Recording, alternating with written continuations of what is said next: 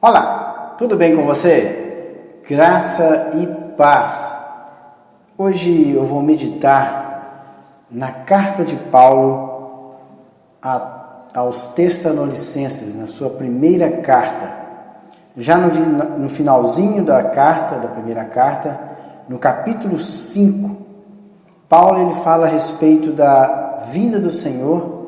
Ela é certa e repentina, e ele diz que há uma necessidade de estarmos vigilantes por ocasião da sua vinda. Vamos ver o que diz o texto sagrado. Eu vou meditar do versículo 1 até o versículo 11. Irmãos, diz assim ele, irmãos, relativamente aos tempos e às épocas, não há necessidade de que eu vos escreva, pois vós mesmos já estáis inteirados com precisão de que o dia do Senhor vem como ladrão de noite. Quando andarem dizendo paz e segurança, eis que lhes sobrevirá repentina destruição, como vem as dores de parto a que está para dar à luz, e de nenhum modo escaparão. Mas vós, irmãos, não estáis em trevas, para que esse dia, como ladrão, vos apanhe de surpresa. Porquanto vós todos sois filhos da luz e filhos do dia, não somos da noite nem das trevas. Assim, pois, não durmamos como os demais, pelo contrário, vigiemos e sejamos sóbrios. Ora, os que dormem, dormem de noite, e os que se embriagam, é de noite que se embriagam. Nós, porém, que somos do dia, sejamos sóbrios, revestindo-nos da couraça da fé e do amor, e tomando como capacete a esperança da salvação, porque Deus não nos destinou para a ira, mas para alcançar a salvação mediante nosso Senhor Jesus Cristo, que morreu por nós para que, quer vigiemos, quer durmamos, vivamos em união com Ele. Consolai-vos, pois, uns aos outros e edificai reciprocamente, como também estáis fazendo.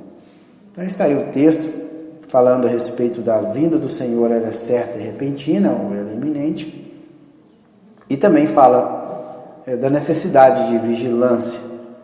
Jesus ele vai voltar, ele prometeu. Vocês podem ver lá no capítulo 1 de Atos dos Apóstolos, que quando Jesus estava para ser assunto aos céus ali, subindo já, os discípulos perguntaram para ele quando é que ele restauraria o reino a Israel. E ele disse: olha, os tempos e as épocas não é para vocês saberem. O Pai já estabeleceu com sua própria autoridade o tempo certo. E quando Jesus estava subindo, quando ele ocultou nas nuvens, foi oculto pelas nuvens, eles ficavam olhando para cima e dois anjos, dois varões, se colocaram ao lado dos apóstolos ali que estavam e disseram para eles: varões galileus, por que vocês estão olhando fixamente para o céu? Esse Jesus que vocês estão vendo subir e que já subiu, ele virá da mesma forma como subiu. Vejam, está escrito aí no capítulo 1, no versículo 10, e estando eles com os olhos fitos no céu, enquanto Jesus subia, eis que dois varões vestidos de branco se puseram ao lado deles quem? Dos discípulos, dos apóstolos, e lhes disseram: varões galileus, por que estáis olhando para as alturas? Esse Jesus, que dentre vós foi assunto ao céu, virá do modo como o vistes subir. Então veja bem que é uma promessa aí. Da mesma maneira que Jesus subiu aos céus, ele foi oculto pelas nuvens, ele virá para buscar a sua igreja. E veja bem que Paulo aqui, ele escreve essa carta para consolar os corações dos irmãos que estavam ali na igreja da cidade de Tessalônica. E ele diz que, olha, irmãos, relativamente ou concernente a respeito da vinda do Senhor Jesus, com relação aos tempos, aqui ele coloca o tempo que é Kairos, ou seja, Kairos é o tempo oportuno, no tempo de Deus.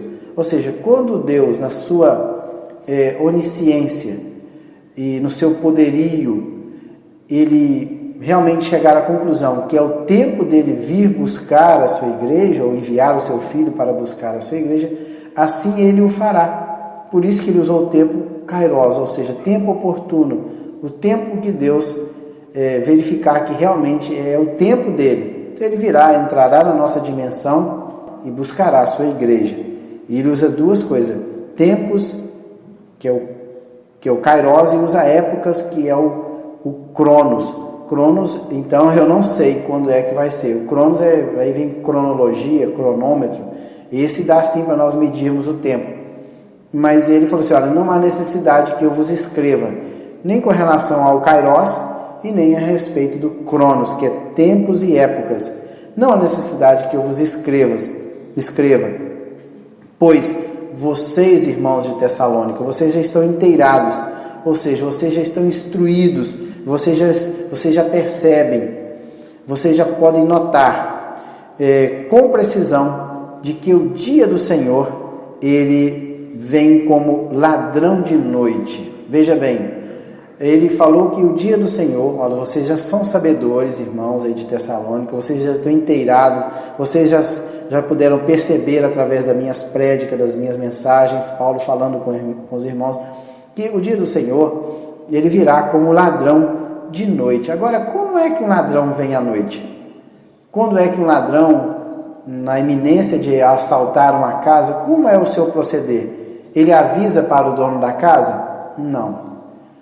Ele vem em uma hora em que nós jamais pensemos como ele virá, ou que hora ele virá. Na hora em que nós estamos descuidados dentro da nossa residência, é aí que o ladrão chega.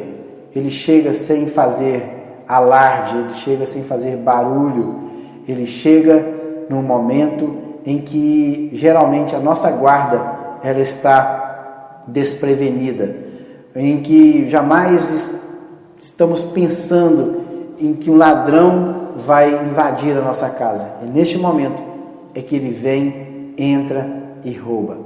Na hora que a pessoa está despercebida. Então, veja bem que, olha, Paulo falou assim, olha, no momento em que as pessoas estarão desapercebidas, é que o Senhor virá. Por isso ele que virá como ladrão. Claro que eu penso que Paulo estava direcionando isso aqui para aquelas pessoas que não aguardam a pessoa do Senhor Jesus. Veja bem que depois ele vai dizer isso. Ele diz, olha, quando andarem dizendo paz e segurança, quando as coisas estiverem tranquilas, sossegadas, então ele virá. Eis que ele virá repentina destruição, como vem as dores de parto, a que está para dar a luz, e de nenhum modo escaparão. Ou seja, no momento em que as pessoas jamais esperam, onde está tudo tranquilo, tudo sossegado, ele comparou com uma dor de parto. A mulher, quando está próxima a dar à luz, no momento em que ela menos perceba, vem as dores de parto. Não dá muito prazo para correr. E é isso que vai acontecer quando Jesus vier. Quando ele vier, vai estar tudo tranquilo, tudo calmo. E quando estiver desta maneira, ele vai se manifestar para buscar a sua igreja. E não vai dar prazo de fazer nada. E veja bem que agora no versículo 4, olha, mas vós, irmãos, por isso que eu penso que Paulo está direcionando isso aqui para os primeiros versículos aí, para um outro grupo de pessoas que não estão aguardando a vinda do Senhor Jesus. Por isso que ele, mas vós, irmãos, quem? Vós, irmãos de Tessalônicas, que estão esperando a vinda do Senhor. Porque dentro da igreja tem um grupo que espera e tem um grupo que não espera. que não está nem aí, está alheio com relação à volta do Senhor Jesus. Mas ele diz para aqueles que estão esperando, estão aguardando a volta, o retorno do Senhor Jesus. Por isso, mas vós, irmãos, não estáis em trevas, ou seja, vocês não estão em escuridão, para que esse dia, como ladrão, vos apanhe de surpresa. Porquanto vós, os irmãos de Tessalônica, vocês são filhos da luz e filhos do dia. Nós não somos da noite, nem das trevas. Então, veja, olha, vocês não são das trevas, mas vocês são da luz. Por quê? Quem anda nas trevas, ele não tem uma noção para que lado está indo, para que lado está caminhando. Quem está perdido em trevas, ele perde a noção de espaço, de direção. Ele caminha e não sabe para onde está indo, porque ele está em trevas. Mas ele diz, olha, para vocês, irmãos de Tessalônica, vocês são filhos da luz e vocês estão caminhando na luz. E aqueles que caminham na luz, eles têm uma noção de horizonte, eles têm noção de espaço, eles têm uma noção para onde eles estão indo, porque nós estamos debaixo da luz, que é Cristo, e é Cristo que nos direciona. Por isso que olha, nós somos filhos da luz e filhos do dia. Não somos da noite e nem das trevas, porque nós não caminhamos mais nas trevas, porque nós caminhamos na luz, que é o Senhor Jesus. Ele também fala ainda que, assim pois, não durmamos como o quê? Como os demais, pelo contrário, vigiemos e sejamos sóbrios. Aqui, assim pois, não durmamos aqui no versículo 6, não ser indiferente à própria salvação, ou seja, ele estar indiferente, alheio às coisas que estão acontecendo no que se diz respeito à nossa salvação. Olha, não durmamos, irmãos, com relação à nossa salvação, não estejamos alheios à nossa salvação, como os demais. Pelo contrário, vigiemos e sejamos sóbrios. O que é estar sóbrio? O que é vigiar? Vigiar é estar ligado nos acontecimentos e ser sóbrio. Sóbrio é o contrário de ébrio ou de bêbado. Sóbrio é agir conscientemente, ou você fazer consciente, você fazer algo e saber o que realmente você está fazendo. Isto é agir com sobriedade, é agir consciente. Ora, os que dormem, dormem de noite. Então, os que dormem são aqueles que estão alheios à salvação dada por Jesus, estão alheios, estão totalmente indiferentes a esta salvação tão maravilhosa, por isso que eles também estão em trevas, vivendo à noite, porque não sabem para onde vão. Pois olha, os que dormem, dormem de noite. E os que se embriagam, também se embriagam de noite. Nós, porém, que somos do dia, então nós que não estamos em trevas, não somos da noite, porque as pessoas que dormem, dormem de noite.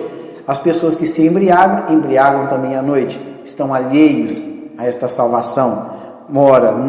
E ele diz, olha, nós, porém, que somos do dia, novamente ele reforçando, sejamos sóbrios, sejamos conscientes de tão grande salvação nos aguarda. Por isso nós não podemos estar alheios a tão grande salvação que o Senhor Jesus preparou para nós. E ele diz aqui que, revestindo-nos da couraça da fé e do amor, e tomando como capacete a esperança da salvação. Veja bem que Paulo já escreveu aos Efésios falando sobre a armadura de Deus. Aqui novamente ele volta a tocar no mesmo assunto, apesar de que Paulo aqui, quando escreveu a carta aos Tessalonicenses, ele não estava preso, mas com certeza ele convivia ali no Império Romano com os soldados diariamente.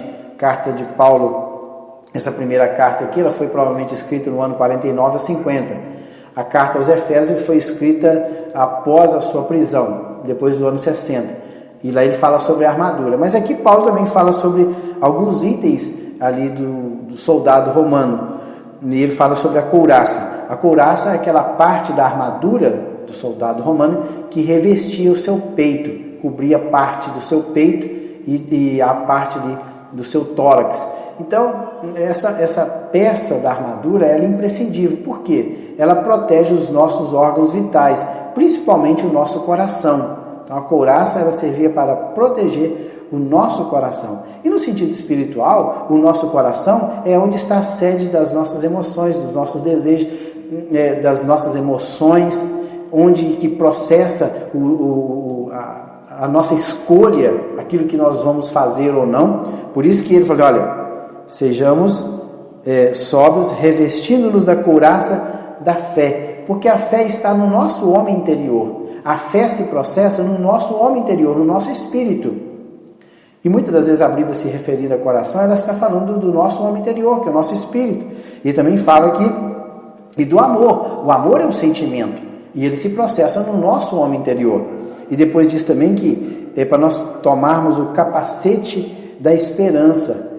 Esse capacete da esperança,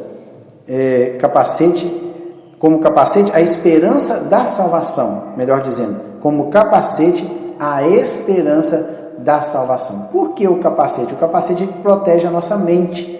Então, essa parte do nosso corpo tem que estar bem protegido. Por quê? Porque na nossa mente que se processa os pensamentos. E é ali que eu tenho esperança. Então, por isso que, olha, tomando como capacete a esperança da salvação. Que quando eu perco a esperança da salvação, pronto. Para mim não resta mais nada. A minha esperança tem que estar o quê? Na salvação providenciada pelo Senhor Jesus ali na cruz do Calvário. E diz ainda, porque Deus não nos destinou para quê? Para a ira, para o castigo eterno. Então o Senhor Jesus virá buscar a sua igreja, aqueles que realmente foram comprados e lavados pelo sangue do Senhor Jesus, a igreja invisível. Esta igreja será levada pelo Senhor Jesus por ocasião da sua vinda. Por quê? Porque esses que foram salvos não foram destinados para a ira, para o castigo eterno, que Deus vai dar ou vai lançar sobre aqueles que transgrediram sua palavra. Por isso que, olha, porque Deus não nos destinou para a ira, mas para alcançar a salvação. Mediante quem? Mediante o nosso Senhor Jesus Cristo. Então, a salvação, ela é através da pessoa do Senhor Jesus Cristo. Não há outro Salvador na face da terra. Somente Jesus é que pode salvar. Ele é o autor e consumador da nossa fé. Foi Ele que morreu no Calvário, derramou seu sangue por nós e nos comprou. E o preço foi muito alto, pois foi preço de sangue. E nos resgatou da nossa maneira de viver. Nós vivíamos mortos em delitos e pecados, totalmente alheios à salvação do Senhor. Mas um dia Jesus morreu no Calvário por nós e nos salvou. Por isso que Ele não nos destinou para a ira, mas para alcançar a salvação. E essa salvação, ela é mediante, ou seja, através da pessoa do Senhor Jesus. E diz ainda, que no verso 10, que morreu por nós, para nos salvar. Quer vigiemos, quer durmamos, vivamos em união com Ele. Isso aqui, ou seja, não importa o que nós façamos aqui nessa terra, trabalhando, indo para a igreja, caminhando na rua, aonde quer que eu esteja, não importa o lugar, mas o lugar que eu estiver, eu tenho que estar ligado na pessoa do Senhor. Por isso que, olha, a salvação é mediante a pessoa do Senhor Jesus Cristo, que morreu por nós, para que, quer vigiemos, quer durmamos, vivamos em união com Ele. Ou seja, qualquer coisa que eu esteja fazendo aqui nesta terra, dormindo, vivendo, trabalhando, não importa, eu tenho que estar em total união com a pessoa do Senhor Jesus Cristo. O meu dia a dia, ele tem que ser para a honra e glória do nome do Senhor. Se eu vou para o trabalho, esse trabalho é para a honra e glória do Senhor. Se eu vou dormir, o meu descanso é para a honra e glória do Senhor. Se eu sento à mesa para me alimentar, este ato tem que ser para a honra e glória do nome do Senhor. Por isso que, quer vigiemos, quer durmamos, fazendo algo desta natureza, aqui da natureza da nossa carne, tudo isso tem que ser para a glória do Senhor. E vivamos em união com Ele. E ele no versículo 11, para encerrar, ele diz assim, olha, consolai-vos, ou seja, a palavra consolar aqui ele usou paracaléu, encorajar, encorajai-vos uns aos outros e edificai. Edificar aqui é construir o corpo de Cristo, construí-vos, ou seja, edificar no sentido de construir um edifício, construí-vos reciprocamente, ou seja, uns aos outros, como também estáis fazendo. Está aí, portanto, esta palavra para o nosso encorajamento nesses últimos dias em que estamos vivendo e que mostra que o Senhor Jesus está para voltar. Você vendo os acontecimentos no cenário mesmo nacional, internacional, são crises, são atos terroristas acontecendo em várias partes do mundo, tudo isso está mostrando, evidenciando que Jesus está para buscar a sua igreja. A volta do Senhor Jesus é iminente, pode acontecer a qualquer momento. Vocês podem ver que a natureza está revoltada, aquecimento global, tantas outras coisas que estão anunciando a volta do Senhor Jesus. Por isso que Paulo chama a atenção, estejamos sóbrios, estejamos conscientes de tudo isso que está acontecendo e que estes acontecimentos, eles são nada mais, nada menos do que sinais que evidenciam a volta do nosso Salvador, que é a pessoa bendita do Senhor Jesus Cristo. Que Deus em Cristo abençoe e até o próximo vídeo. Até lá!